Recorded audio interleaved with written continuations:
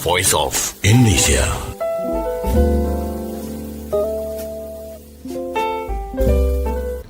Voice of Indonesia from Indonesia to the world. Listener, November is a very busy day. Not busy day, busy month for everybody because we are preparing for holidays.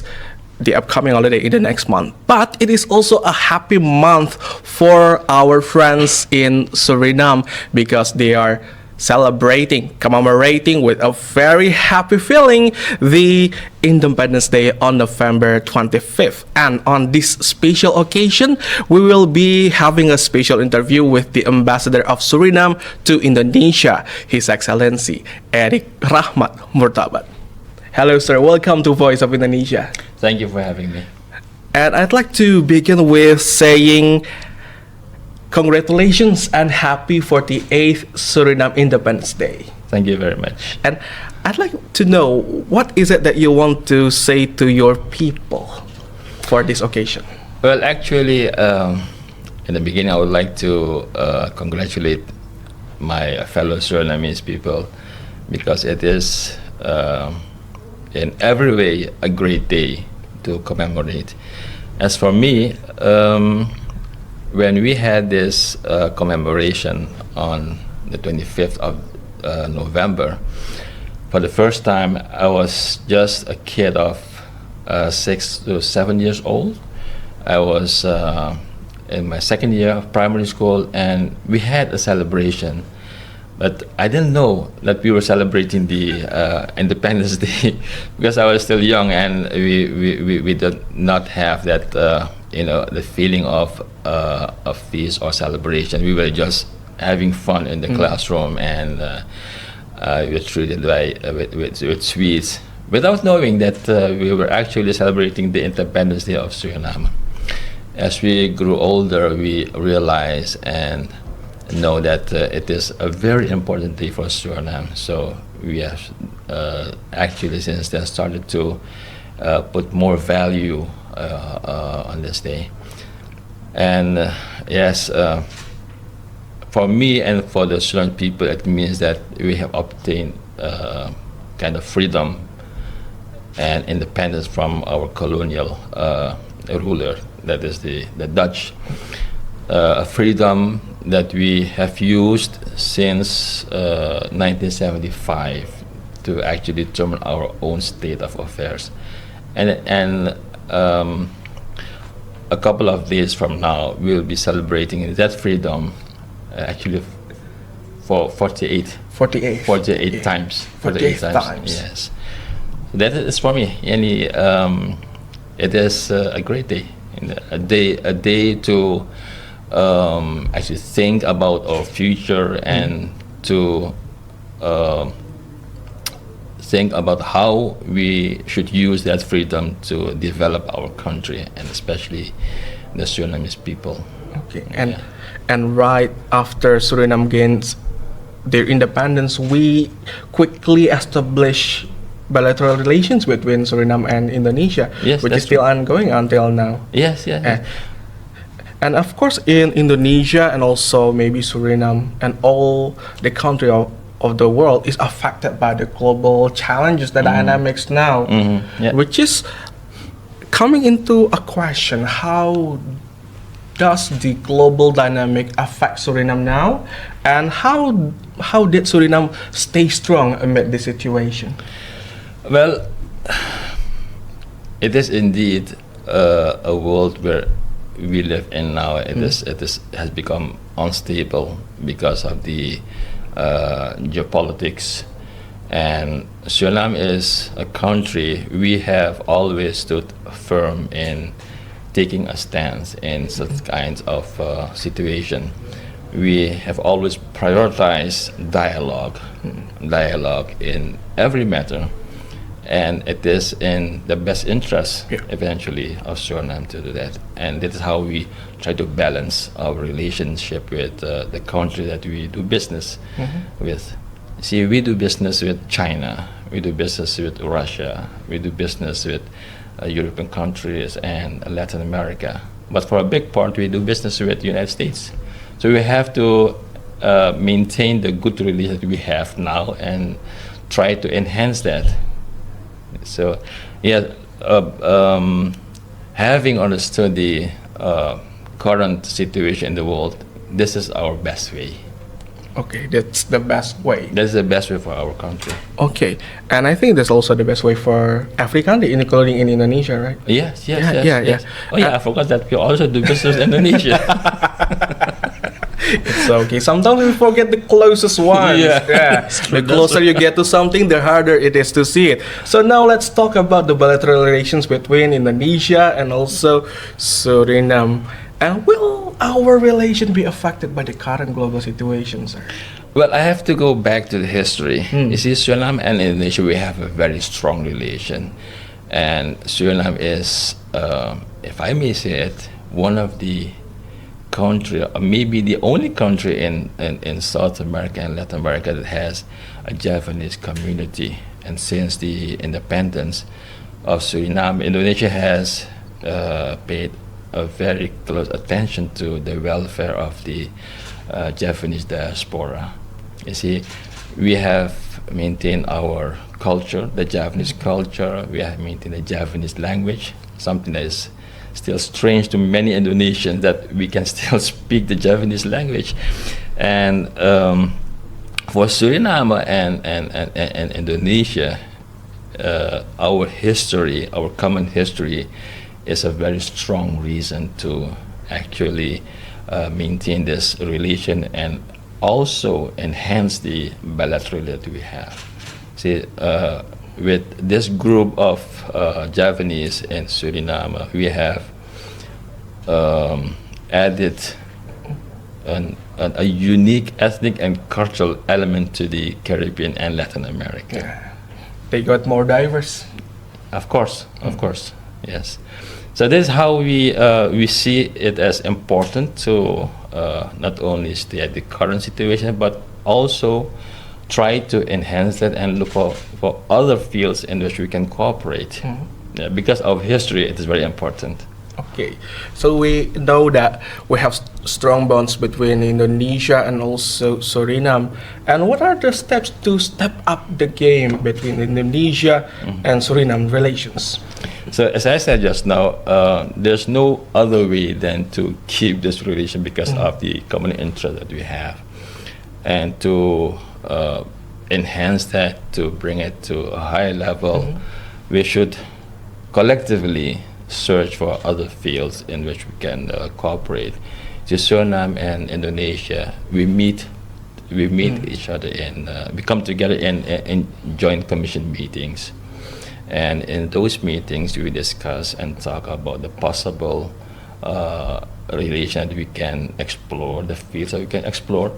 And then from that point on, we sign agreed minutes, and that should be then the base for our work plan and the way forward.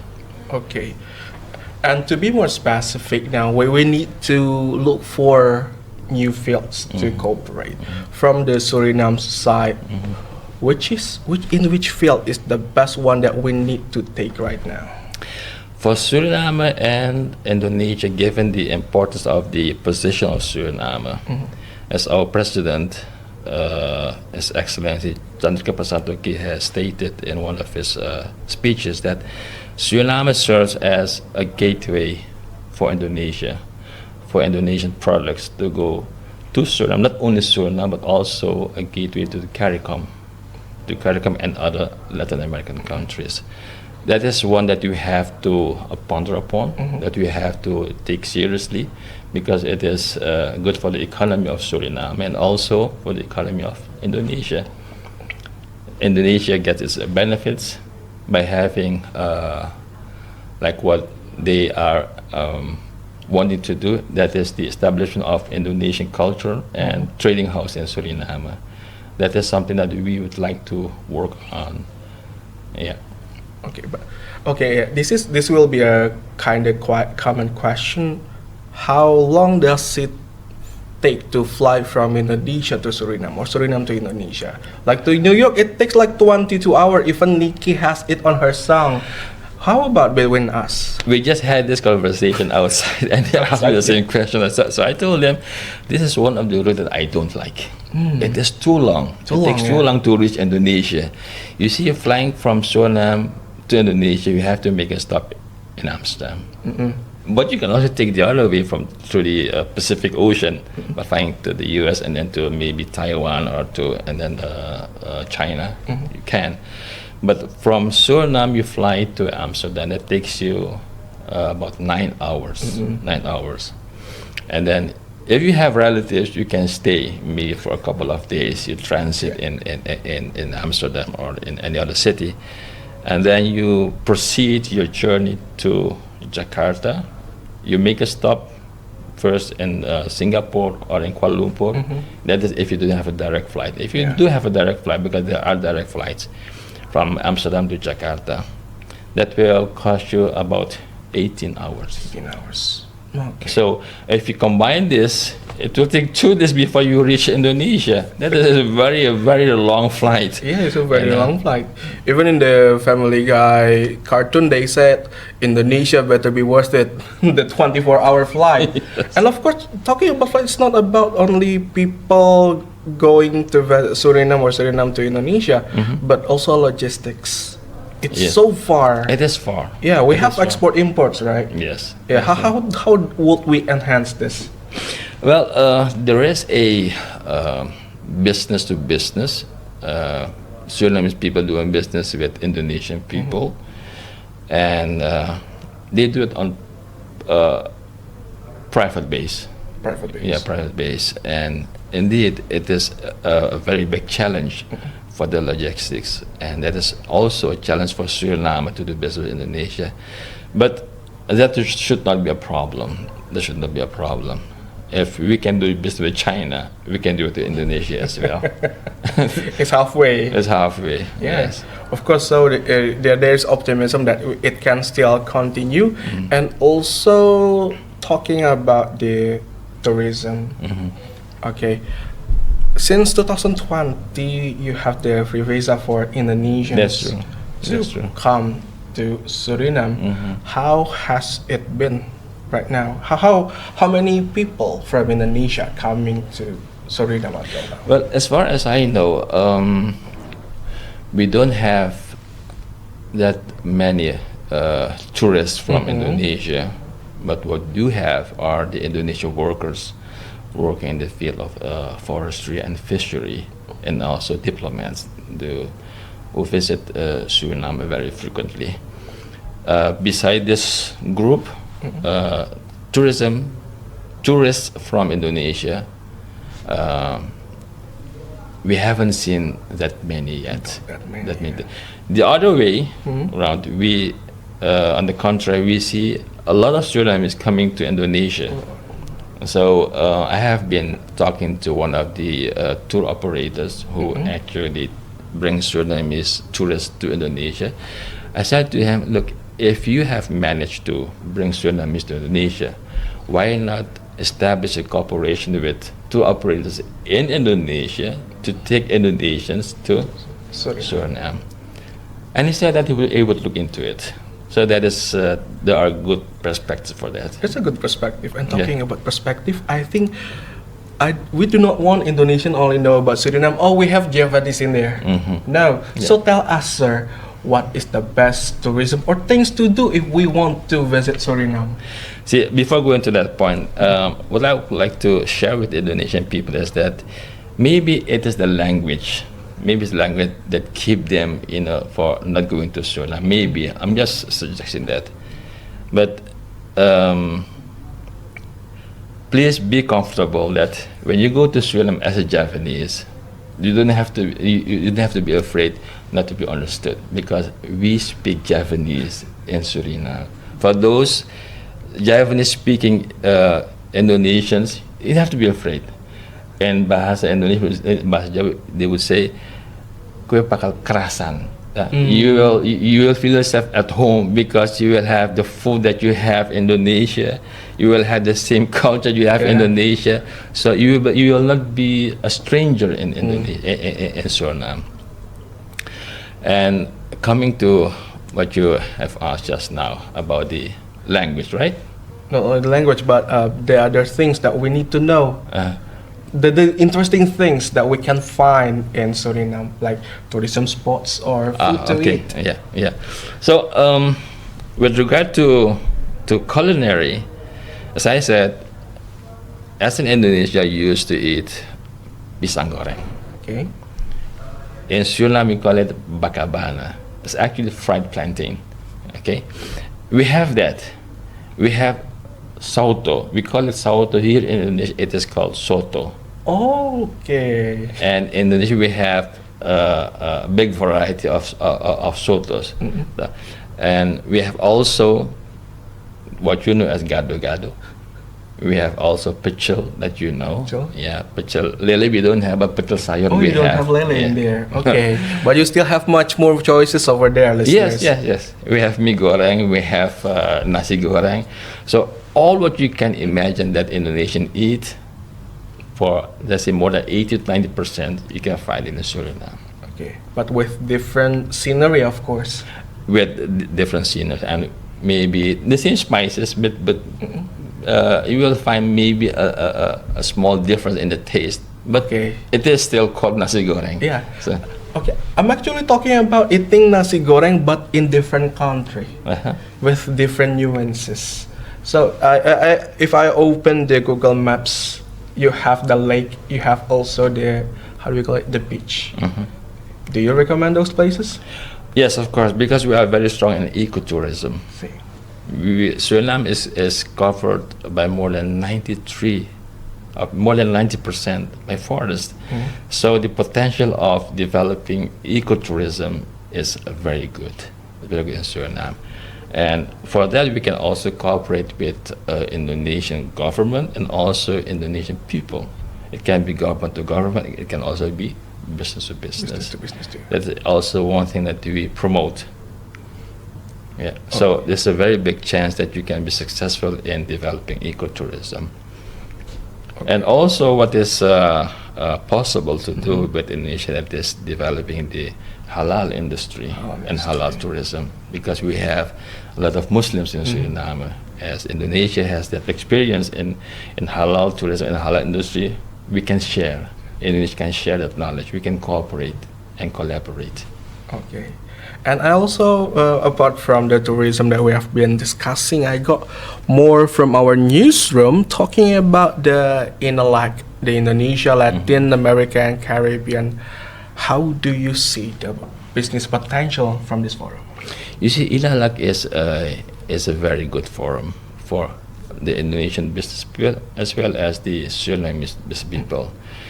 The last INALAC business forum that was held, I think 8 business people participated. It was not yet the desirable number, but it is a good start. It's a good start. So it actually created opportunity for Indonesian people as well as for Australian people to do business, to connect with each other in the field of business and economics. So it is a good chance, and we should make use of that platform or the forum, because as we see, INALAC is not only active in Suriname but also in the Latin American countries. Like what we have witnessed last is that Mexico is very active in the halal tourism and halal industry. They're doing the same too. Yes. Mexico is very active right now. So with the large population and with a large Muslim population in Suriname, it can as well be a very good perspective. It will be. Yeah. Okay. And I think we will need to conclude this interview, because if we want to talk, there's a lot of things that we can share, right? That's true. Between That's our true. country. That's true. So the final questions, back to the first one, is related to your Independence Day, sir. Yeah. The Independence Day of Suriname. And what is your expectation in this year's Suriname Independence Day, but in the context of Indonesia, Suriname bilateral relations? What are the big targets to be achieved? Yeah, the bilateral relations between Suriname and Indonesia uses a framework, and that is the Joint Commission meeting framework. That's how we come together and discuss about matters that really matter for both countries. So it would be good if we can have the next Joint Commission meeting as soon as possible, and from there we can sign agreements, sign MOUs, and sign cooperation documents in the field of maybe oil and gas. I'd like to do that, cooperate with two universities, Indonesian University, as we have had conversation and also communication with the University of Pertamina. We had that, and also SDA Wikara in Purwakarta. They are actually ready to support and work together with Tsunami's institution. And yes, that is actually what I look forward to have all these cooperations. And I am very hopeful that we can have a very good future with each other. We hope so, sir. Yeah. Okay. Thank you very much for coming to the Voice of Indonesia. Thank you. Once again, happy Independence Day of Suriname. Thank you. Thank you very much. Voice of Indonesia.